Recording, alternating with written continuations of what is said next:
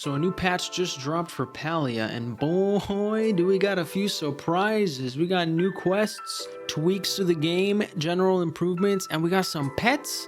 Did not see that one coming. Let's get started with quests. So they added a new quest after finding your ship. Players will now receive the acceptance ceremony to continue the quest line. Apparently it includes a new area and a cutscene to welcome the player as a resident to Killima village, making it official. They've also added found item quests. Around the world while exploring, you'll find random items that supposedly trigger new quests. There's quite a few, and they'll have various start requirements. Those are their words, not mine. New items were added to Zeki's Wondrous machine. You now have a rare chance to get exclusive decor items. 4 items from the Valley Sunrise set have been added. Valley Sunrise bed, Valley Sunrise vase, Valley Sunrise side table, and Valley Sunrise chandelier. New events tab has also been added in preparation for the upcoming themed events or event. They still keep that singular, so we shall see. We also had quite a few game tweaks. XP earned for various skills has been adjusted. They've increased the experience gained from fishing and mining across the board. They've also changed foraging experience. You'll get less from picking up gatherables, but they've also doubled the XP gained from chopping wood in return. There's also been adjustments to the Killima zone. They've increased the frequency at which clay spawns. Personally, I never saw an issue, but I know a lot of people were complaining about clay being sparse. They've also reduced the density of forageables across Killima. They've decreased the spawn density of hunting creatures. They've reduced the density of insects across Killima, so they're less concentrated in certain locations, and increased the number of fishing hotspots in Mirror Pond ruins. Bahari Bay adjustments. They've fixed a number of heatroot spawns that were inaccessible. Quite a few of those used to spawn in walls and high up where your stamina would run out, so good thing they changed that. Reduce the density of forage spawning on the beach. Ah, yes, no more storming the beaches. Slightly decreased forage spawning in the meadows. Sharply increased forage spawning in the forest.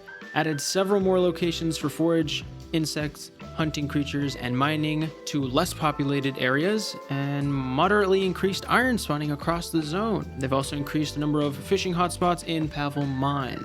They've also made quite a few UI changes. UI for the modification bench has been improved. Did you know you could rotate in that? I did not. You can now also rotate the camera while in the H menu on your housing plot, so you will be able to see behind your house. You can also now sell items to their respective guild shops, so no more having to go to Zeki to sell everything. Einar will now finally accept your fish, and Hodari will accept your ores, and so on and so forth. Smoke bombs now have an area of effect, making it easier to catch insects. You'll also be able to catch more than one insect if they're close enough. They've also increased the probability of dazing an insect as well. So, great time to be a bug catcher. They've changed the amount of certain request items that were too high and increased the amount for worms and glowworms. Now you won't have to wait hours for those glowworms, you can just ask someone else for them. Animation canceling has been added to foraging, chopping, and mining. It was already kind of in the game. You could do it, but they've now fully implemented it, so it should be easier to do. And they've also improved the game's performance for lower end machines, so that's fantastic. I know a lot of people were struggling to run it, me included. So now we'll have a much better time. On to the premium store. They've made it easier to understand pricing for individual outfits versus bundles. There's also new outfits. We've got the Spa Day bundle, the Builder bundle, and the Ruffled Redingote bundle. I think I pronounced that incorrectly.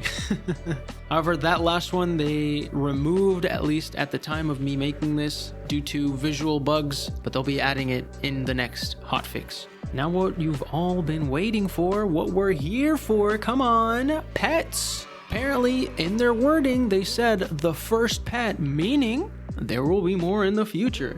So the first pet we've got is the Palcat.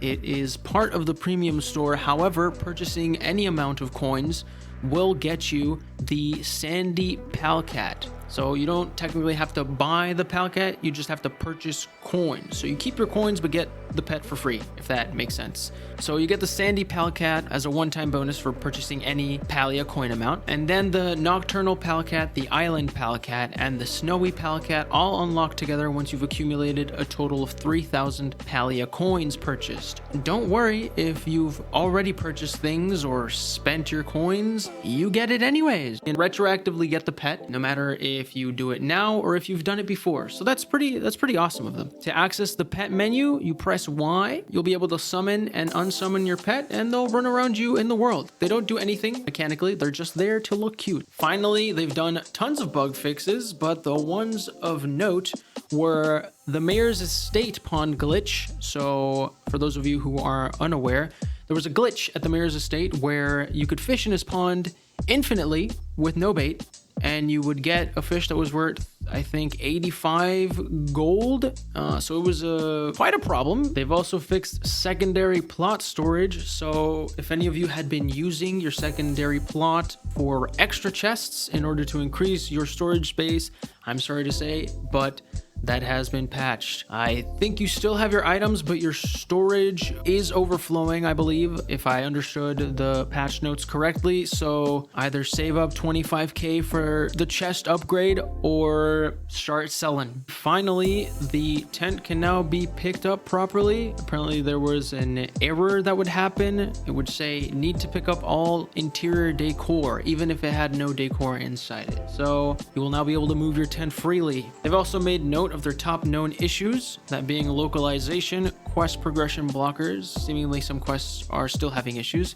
Housing mergers, gift UI glitches, they are still looking into that one. They say with a relog or letting a full Palian day, so an hour pass, should fix it. They've also noted here star quality requested items turning into regular quality items, which I didn't know was a bug. I just assumed it was intended, but apparently you should be able to receive star quality items through the request system. So you're also looking into that, as well as a bunch of other issues that they are aware of. I will leave the link to the patch notes down below so you can take a look for yourself, but that right about does it. They mentioned they want to do these patch updates once every 2 weeks, so I guess I will see you in about 2 weeks, depending when this video comes out, or maybe we'll cross paths in Palia. Who knows? It's a small world.